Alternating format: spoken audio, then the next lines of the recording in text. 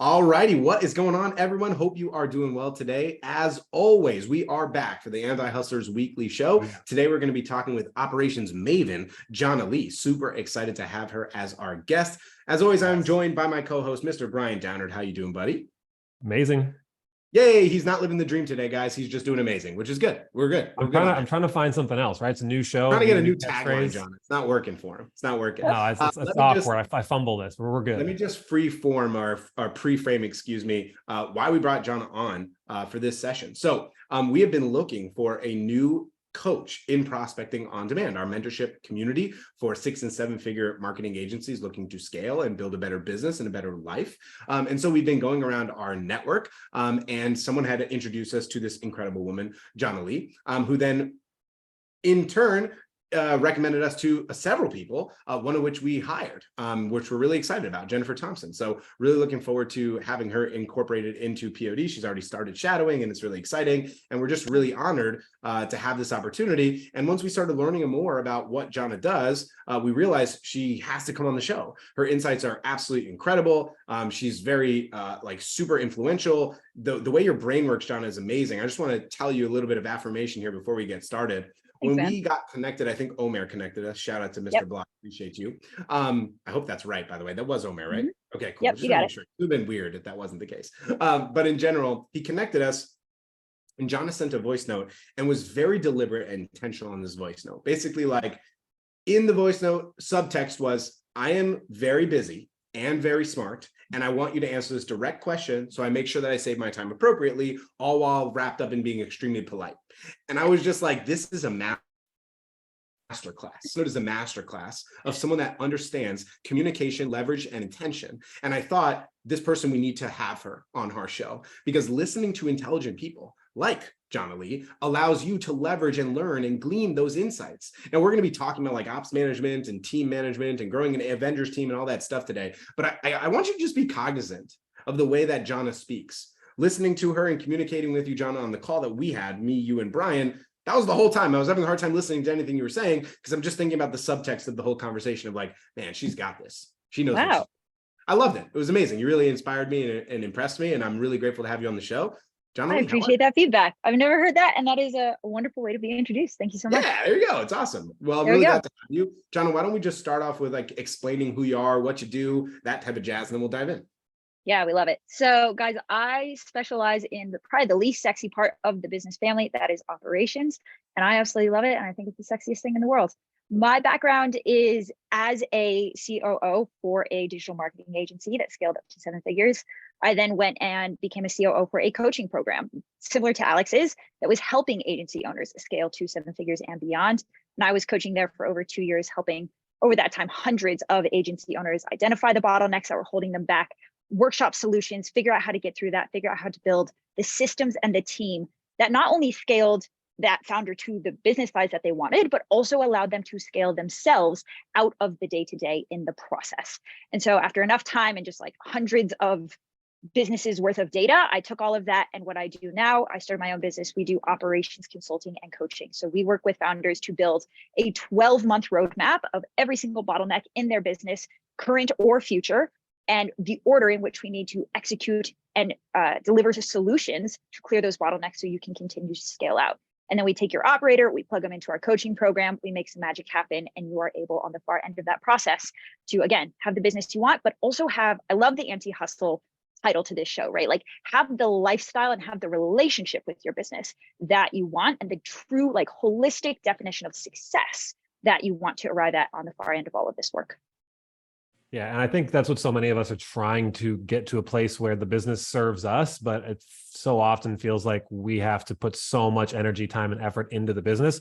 And I've seen a lot of people be able to, will their way to a 6- and 7-figure business, but not really doing it in a healthy capacity. So I guess like one of the first questions I would come to is like, if someone's in that place where they feel like they already have an unhealthy relationship with their business, how do they kind of reverse engineer that and get out? And then for the people who like want to avoid that unhealthy relationship, what are things they should be doing to plan for that future?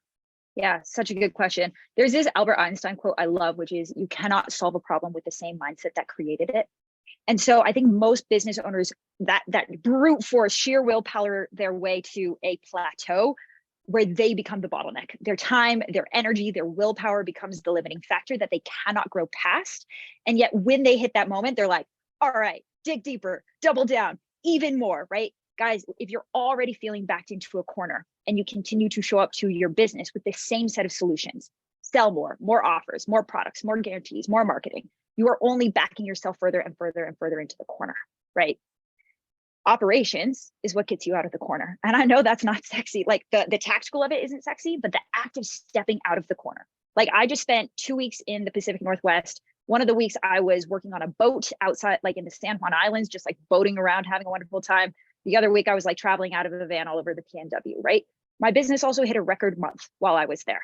Those two things happen at the same time. Those two things can and should happen at the same time. It's just a matter of learning how to create that in your business. And first off, getting over the limiting belief that it can't be done.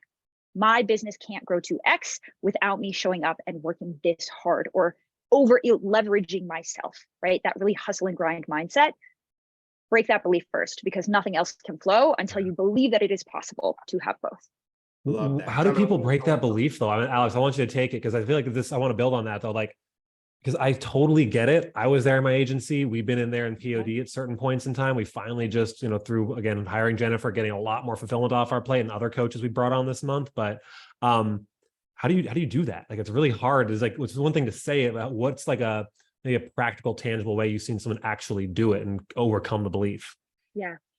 That belief actually rests on a more fundamental belief, which says, in order for something to happen in my business, I have to be the person to do it. In order for something to happen, quote unquote, right, in order for something to happen fast enough, in order for something to be created, I can be the only person that creates new things in my business if they're going to be created, right?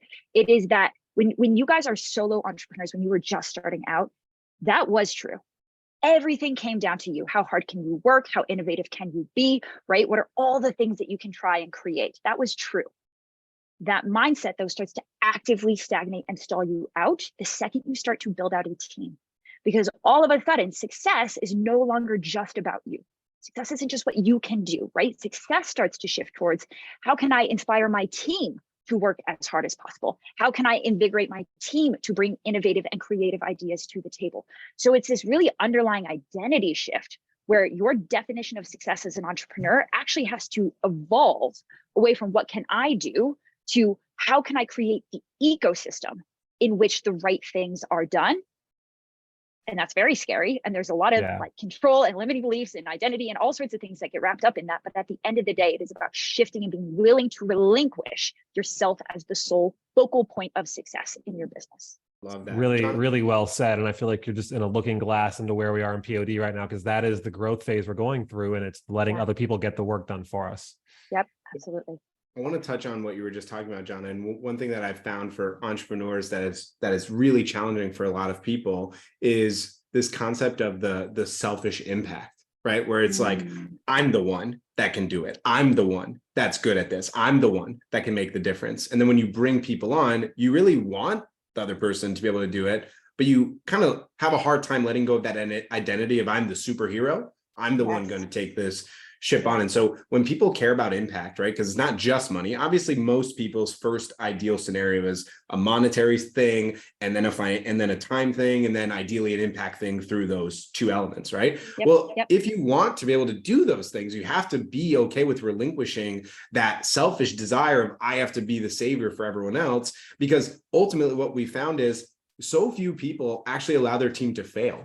There's I think an expectation, like when we do a training, like where do you find your Avengers? How do you not hire a lemon? Where do you get A+ team members? It's like, well, inherently that also doesn't mean that the Avengers don't fail or that A+ team members don't make mistakes. Like the concept of batting 100%, right, is so unreasonable, because even though I don't know why, Jhanna, human beings are like this in terms of psychology, but we're always our own worst critic, right? We have an expectation for some cockeyed reason of like, we need to be at 100%, which of course is impossible. You can't do that, right? And so then when you bring someone on who's already not at your level yet, just because of the time, effort, and understanding of the business model you have, right? And then they make one mistake, it's like cataclysmic.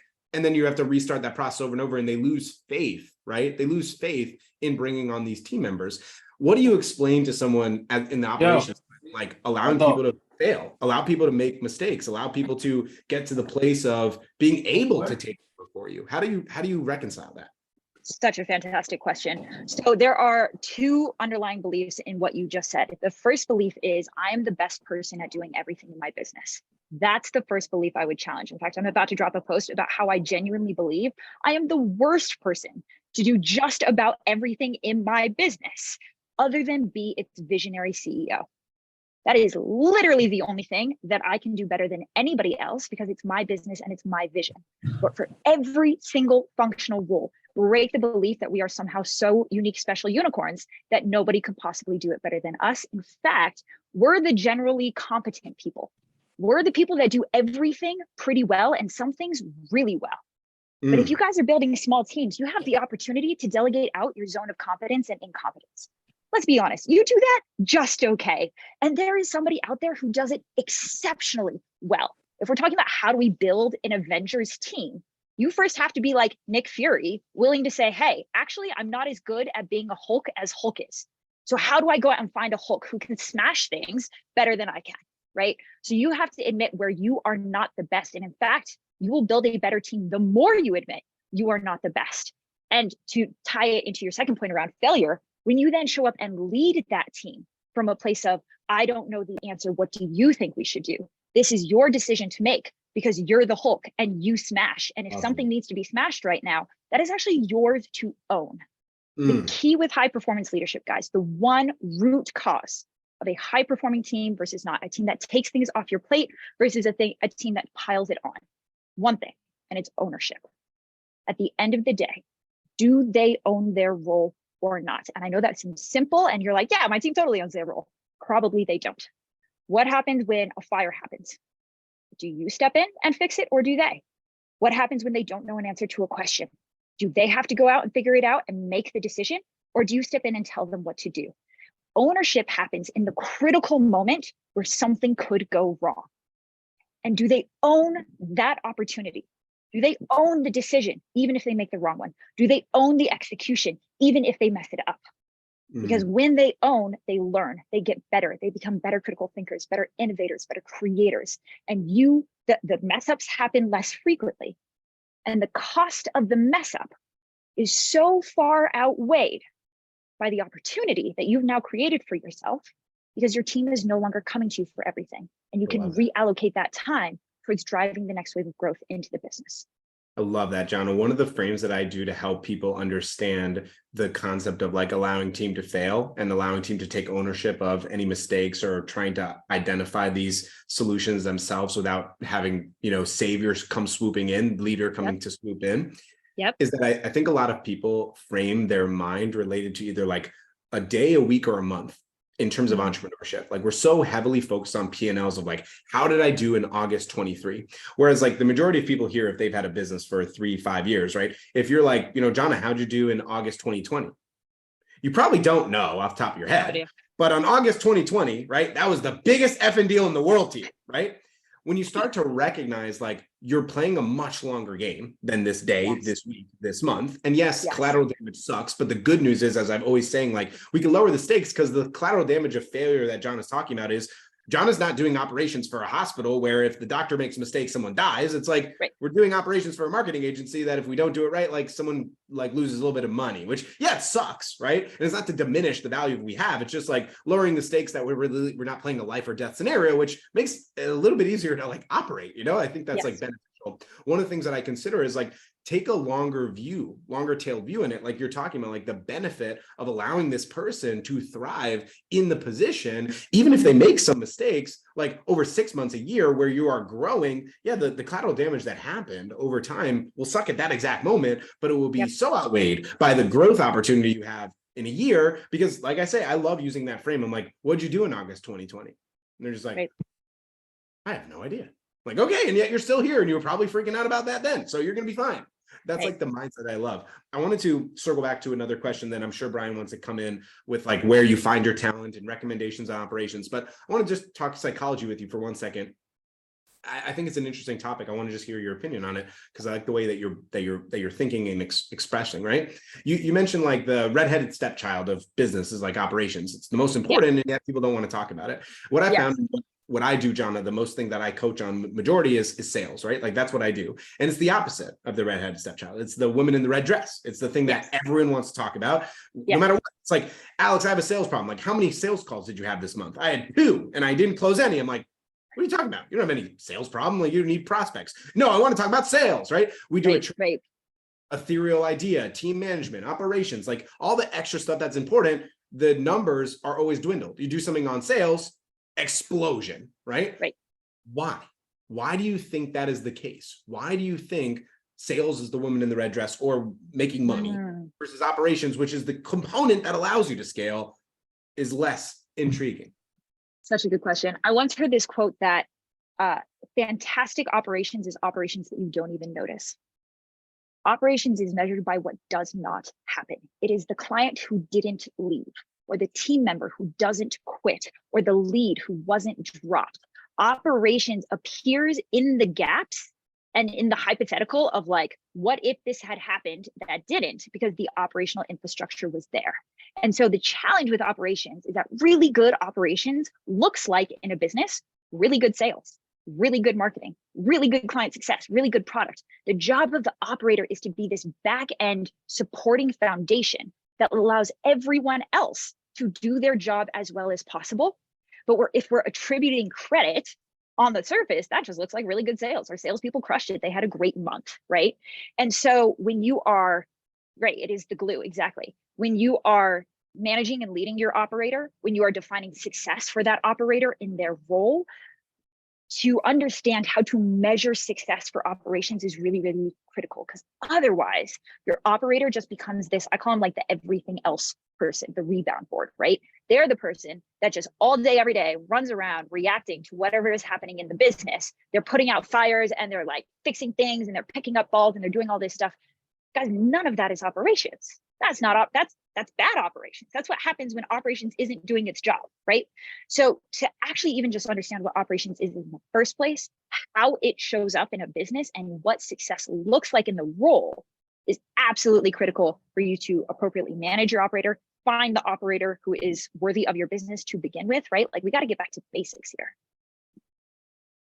Well, yeah, you teed me up really well then for the next question, because I'm always wanting to go to the pragmatic route of like, no, how do we do this, right? How do we actually make this happen? So where do you recommend people find good talent like this? And in our experience, it's almost always been our personal network. We can find people on hiring sites sometimes, but almost always it's our network. And I'm curious if you found that to be true as well, or if you found other resources.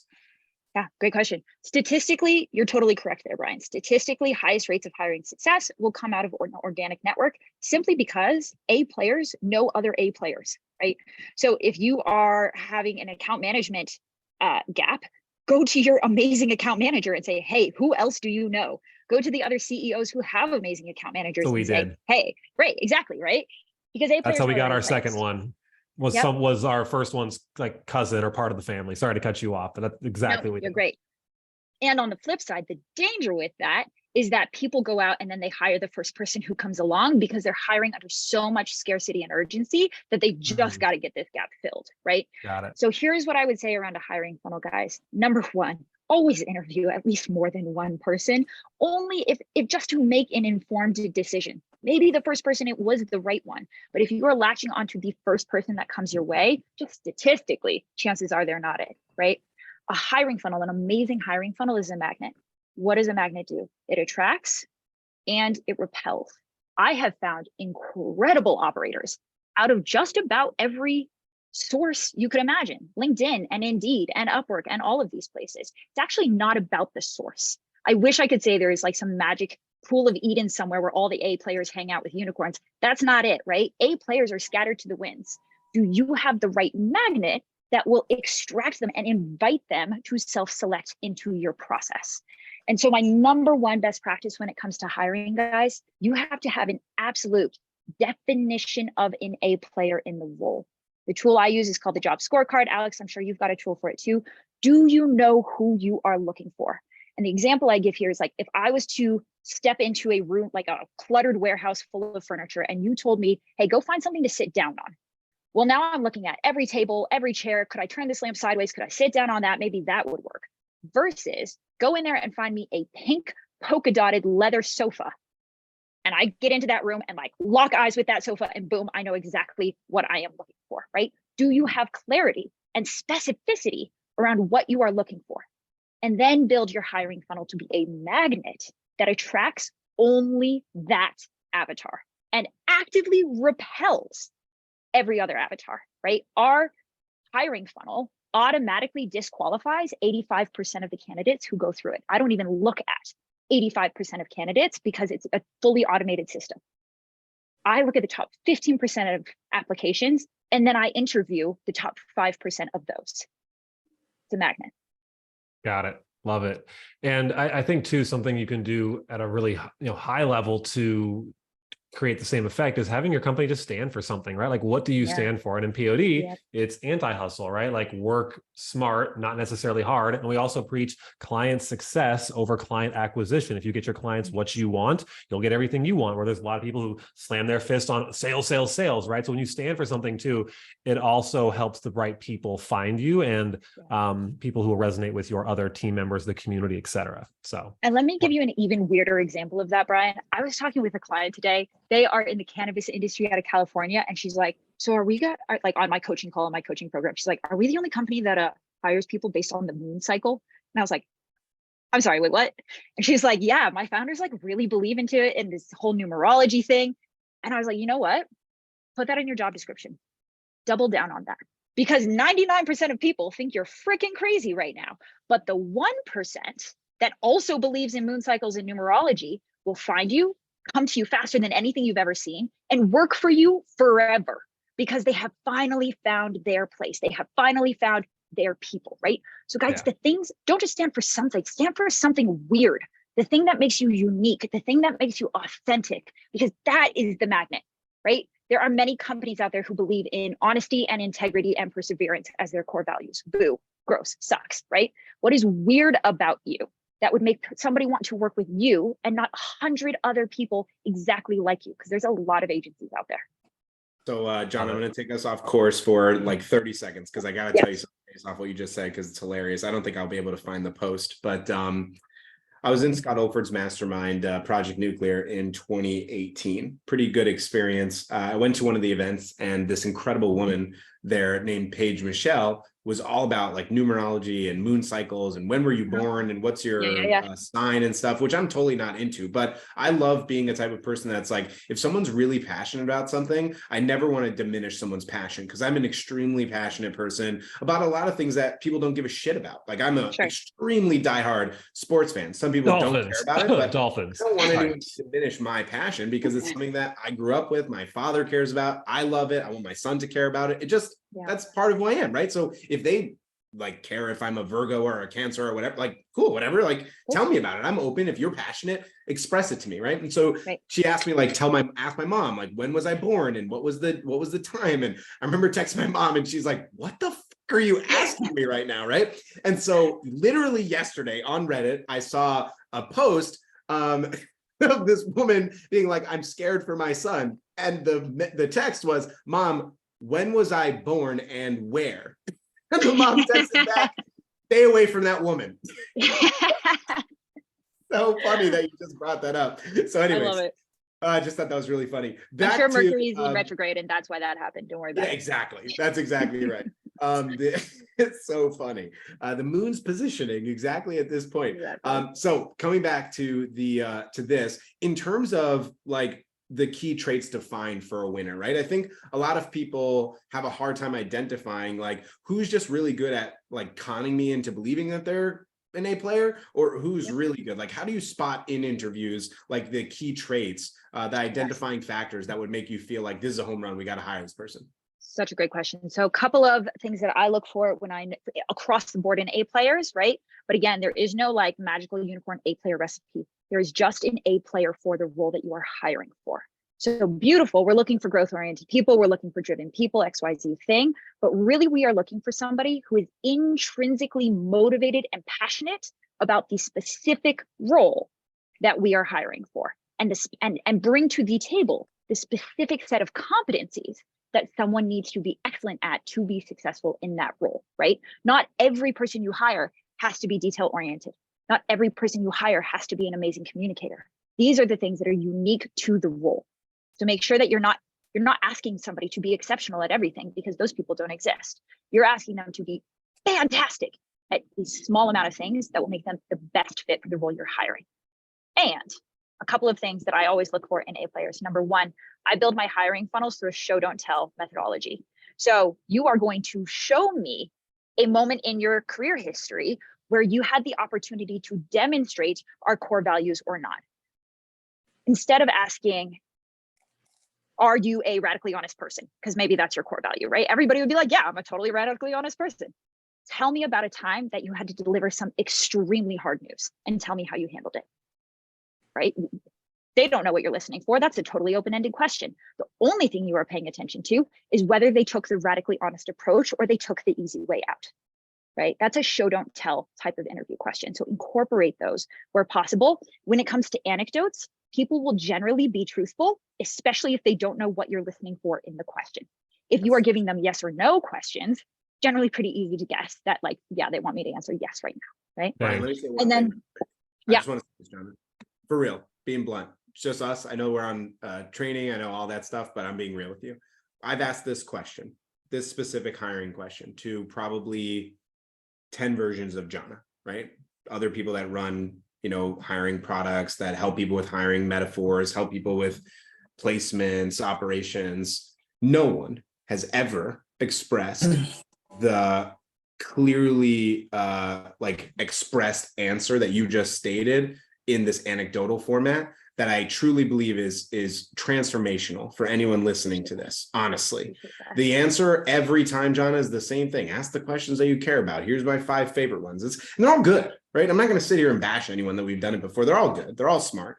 But that insight about having someone share an anecdote to get clarity, because they don't even know what you're looking for. Like, how do you deal with a troublesome client? How do you deal with this problem? And letting them express it. Tell me some time that you've had to share really challenging news with someone is brilliant. And I just want you to know that we're really appreciative and grateful for you to share that. And I just want to affirm you on that. So just want to say thank you. Save the best for last. That was solid. Really solid. Love that. I'm stealing that for sure. I'll give you steal away. Final thing around hiring and spotting an A player, guys. Are they walking into the interview ready to go with more questions for you than you have for them? An A player knows they're an A player. They know they're valuable. They're not just going to give away their time and expertise to the first business that asks them to. They are qualifying you just as much as you are qualifying them. And so always giving plenty of time at the end of the interview. So do you have any questions for me?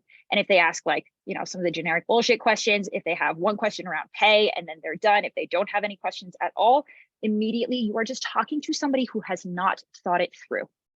And if they haven't given you enough consideration to decide whether or not they want to work with you, frankly, that's not enough for me to decide that I want to work with you right back. Love it. Love it. Solid. Yeah. Really, really great content. Thank you so much, Jhanna. Where can people go if they want to learn more about you and possibly work with you? And maybe even a little bit too about your program. I know you kind of mentioned who you support and who you serve, but I love the nuance of your program and who it's actually for in the business. So go ahead and take it away. Totally. So my company, guys, is Spyglass Ops, and we serve CEOs by serving their operators. So we're going to help you scale your business to the numbers that you want it to look at. We're going to help you scale it in such a way that you have the lifestyle and you have the relationship with your business that you want. And the way we're going to do that is through your operator. So we have coaching programs where we plug your second in command in. They get all of the tactical skills and knowledge that they need to turn around and build out the systems, build out the team, everything that you need to scale successfully. And you're able to, frankly, wipe your hands of operations because it's not your zone of genius and it's not where you should be focusing on in your business anyway, and get back to doing what you do best, which is be weird, represent your business in the way only you can, and drive the next wave of growth into your company. Awesome. Thank you so much. I dropped the link down below here, and everyone on Facebook Live will drop it for you as well. And those in the replay, you can check it out below the video. Thank you so much for your time today. Amazing episode. Thank you everyone for your time. We will wrap up the show here and then do a couple of post-show announcements. All right. Thank you guys so much. Thanks so much.